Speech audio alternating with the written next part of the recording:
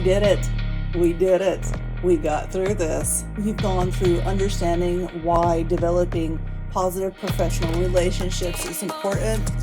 You've gone through why room organization and seating is important. You've gone through how to set up your procedures and routines. Most importantly, we've gone over and you've learned how to break yours and your students' patterns and habits by having a point A to point B and an if-then statement. These are huge things in the land of classroom management. If you don't have it down pat, watch all this again, work it through again.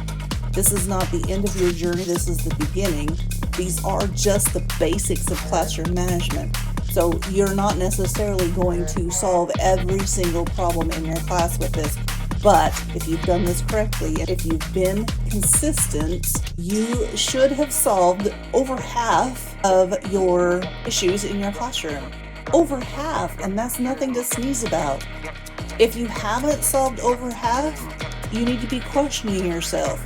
When I was teaching my procedures and routines, was I specific in what I wanted? Did I show them what I wanted instead of telling them what I wanted? And most importantly, once I taught it to them, was I consistent and expected it from them every single time? If you answer no to these questions, you need to repeat, because that success arc, it just doesn't happen until you've learned to set up procedures and routines and then be consistent.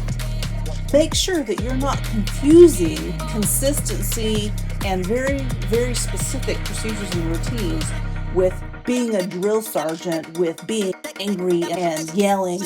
They're not the same thing. You set your bar, you set your expectation, but you don't need to yell and belittle in order to get these things from your students. You just need consistency and an air of, this is what I expect, so this is what we're going to do. If you don't like it, sorry, this is what we do here. Love you much.